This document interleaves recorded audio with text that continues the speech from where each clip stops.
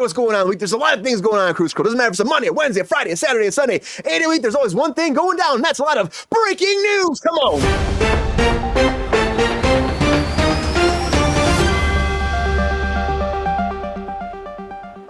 I hate to say it. If Sean were here, he'd be like, yep, it looks like Blade's done, everybody.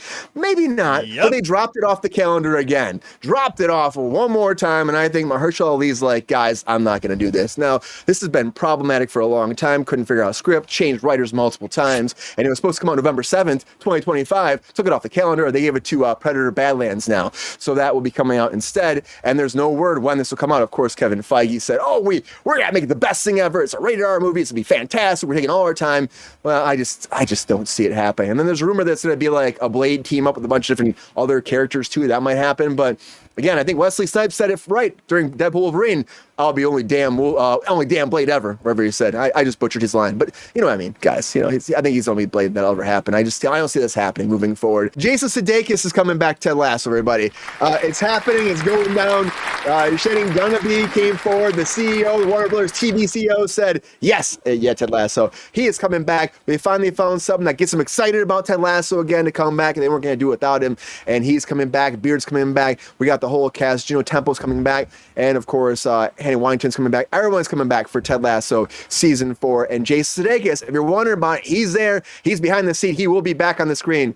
He's coming back. The man, the myth, the legend, and your coach of the most. Ted Lasso is coming back. But I think there will be another Twisters movie. I will say that. I bet another one comes because Twisters made $370 million. It's dropping on the cock tonight or on November 15th. Not too far away. So if you got Peacock, you can twist it away all day on November 15th, live on the cock. And I know a lot of people love this, and I didn't get a chance to see it. So if you've seen it out there, let me know. I still want to check it out. I love the original 97 version. It was fantastic. I was like, how do you top this? And everyone was like going crazy about it. Like, watch it in 4DX. It's amazing. So if you saw it, you like it, let me know. I still will check it out when it's live on Peacock on November. It's gonna be fucking fantastic. It's around my birthday, so I can't wait to see it. I'm also excited about the Lord of the Rings. Of course, we have this whole thing with Gandalf, with Sir Colin. Why am my brain going crazy? I've been late. So Ian McKellen. I don't know where that came from, Mike, but Ian McKellen. Sir Colin, if you will. Sir Colin came forward, and he was saying like he's got to go. No, he was saying that actually there was to be 2 movies. It's a 2-parter thing. Well, the writers came forward. Philip Boyens came forward and said it's not a 2-movie deal. It's 1 movie for this Gollum film. Andy Serkis is directing it, and there isn't a Lord of the Rings, but it's something different, and they haven't announced what it is yet, but Gandalf will be in both movies. So that's why they asked Sir Ian McKellen to be doing 2 movies, and that's what it comes down to. So get excited. If you're excited, there is more coming forward. Can't really shed any tears for Blade. I know, honestly. Yeah, you fucking probably scared it. You probably hated him. He's fucking coming after you, you know? We don't need that. Leave the vampires alone. Leave the vampires alone and figure out your stuff, Disney. I know we're trying to figure out who's going to take over after Bob Iger. Now we just had a recent announcement where James Gorman is coming on to the Disney board, former Morgan Stanley CEO. He just joined the board. Now he's taking over from a former chairman and taking over that route, and he's going to actually help Bob Iger find the next big Bob Iger for Disney. The next one, not Bob Chapek. Nope, he's not coming back. The next Bob Iger. And they're very excited about him coming on. They're going crazy about this. I don't know, like this guy's taking over for Mark Parker, who's been there for a long time, and I think 9 years, and he's stepping down, and they're saying his insight will help them find the next bad boy that's running Disney. We'll have to wait and find out. I'm not, we'll get this eventually, but honestly, like, I don't know who's going to replace Bob Iger. He'll probably step down and come back. That's kind of what happens with this guy. It's kind of his thing. But, you know, Succession's a big deal. And I just finished Succession, everybody. And I got to tell you, Jeremy Strong recently was talking about Succession and about what that meant to him playing Kendall on that show. And he was like, guys, it fucked me up. That's what he said. He goes, it fucked me up overall. And I don't really want to go back to that ever. He doesn't want to do it. He says it was difficult to carry that baggage for 7 years. And there's just so much that I want to do beyond that. And it was just such a hard character to play. So if you're out there hoping for another season or a movie, I think it's going to be hard because it would have to be Kendall's story. Now, of course, he's in The Apprentice right now that's coming out with Sebastian Stan. So he's doing other things. This guy's a great actor, and I can't wait to see what he does next. But please, man, don't give up on Kendall. I haven't yet. He might still run the empire, and I would like to see that. I'm saying I watched it. I like to see it. That's a little spoiler. You just finished Succession, Brian? You hadn't seen it before? Yeah. Can we get a little quick mini review? Did you enjoy it? I enjoyed it, but they are all little whiny bitches. That's all I gotta say. That's the show. That's the show. Rich little bitches. Yes. I mean, Shiv is like stabbing people in the freaking ribs with a knife all the time. That's a great name for her. She's shiving you in the ribs. And Kendall's just, I mean, I felt bad for Kendall. I felt bad for Roman a lot too. Yeah. Like Kendall was promised that since he was 7. I don't think I've ever seen Succession. It's a great show. I would say season. It's very funny too. It's very darkly humorous. Like these people are totally pathologically and sad and ridiculous. You shouldn't feel bad for them because they've got more money than God. But somehow they managed to be incredibly pathetic for that role. He won Emmy. Kieran Culkin won, I think, multiple Emmy. That show won a ton. Yeah, the guy that played Tom, I think he might have won one too. He was fucking hysterical. Oh, I loved him. Tom is he's like he's like the naive, but there's an undercover darkness to him. He's comes across as I don't know. Then we find out later what happens. And he just abuses the hell out of Greg. I love Greg though. I love Greg so much. I love Greg. Yeah, Greg is a great character. I was like, why is Greg? I mean, the way he was rising in there. If there was one more season, I bet he would have been God.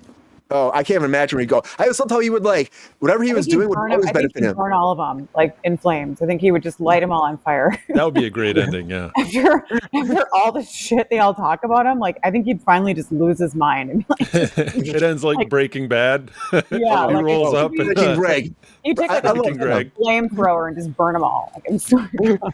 But I'd see why he doesn't want to come. Jeremy Strong's I don't want to play this character anymore. At the end of that, without spoiling too much, the end, the very last scene of that thing, I'm like, oh my God, what is Kendall gonna do next? Fucking Shiv. That's all I can say at the end of that freaking thing. You don't do that to somebody and make them drink that and celebrate their life and then do that to them. I get it though. In the famous song, "Stand by your man." Womp, womp, womp. You guys know that song? Yeah. I've never heard it. GR knows that song too much, but he says he won't come back. We'll have to wait and find out if he actually will. But we do know that Daredevil's coming back, everybody. And now we actually have an official release date for Daredevil Born Again, March 4th, 2025 on Disney Plus. And I've been waiting a long time. We all have. Of course, they had the reshoots over at Disney trying to figure out how to make this better. And I'm happy they did it because what they were going before, they said it was too lawyer formulaic and it wasn't actually the roots of Daredevil. And Charlie Cox came forward recently and was saying, hey guys, we have even a lot of homages to the original series. There's apparently a really awesome Wonder type action sequence in this new season too that he says ties back to the roots, and they're calling it really dark and gritty and back to the original, something totally different for Disney and in line of what the original was supposed to be doing. And honestly, I can't wait. I love this combination. D'Onofrio, a friend of the show. He's a friend of the show. And I think they're just fantastic. I can't wait to see where this goes. I'm also just to see where the the DCU goes. We'll talk about that multiple times, of course.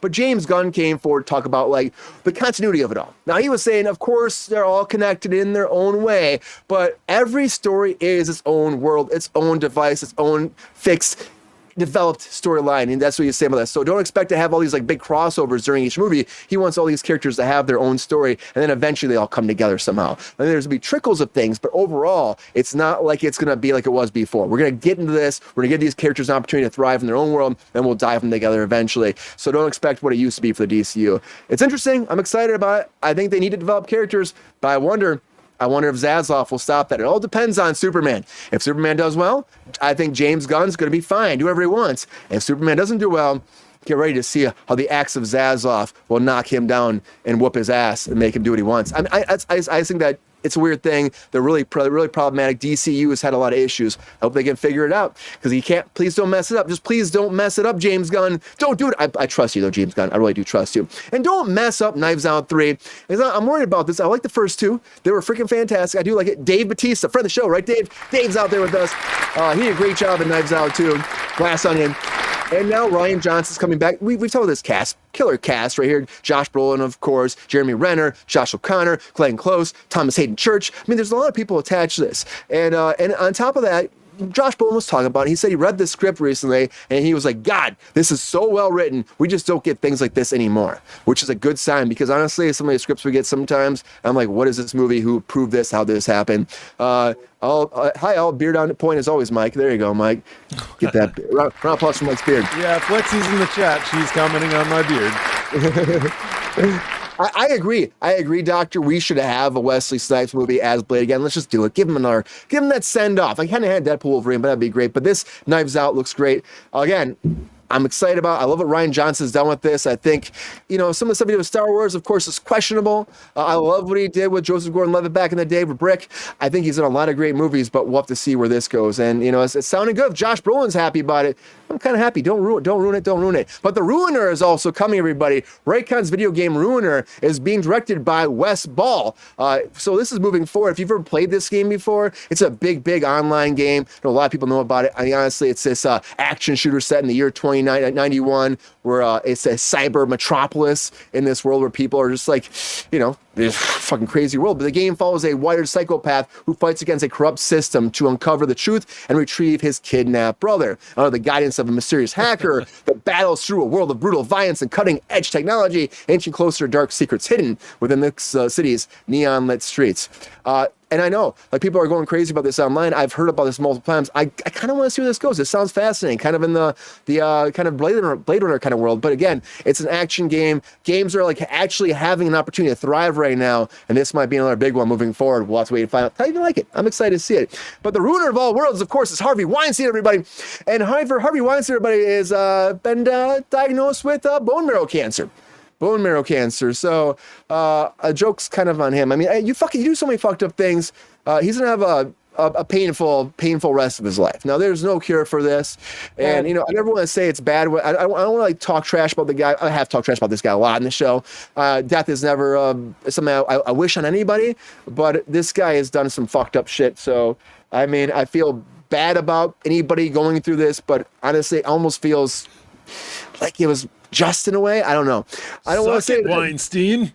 I don't want to say, right. I don't want to say it, but he's been going to Rikers Island doing all his treatments, and at the end of the day, he might live 5-10 more years, and that'll be it. Unfortunately, but fortunately, in a lot of ways.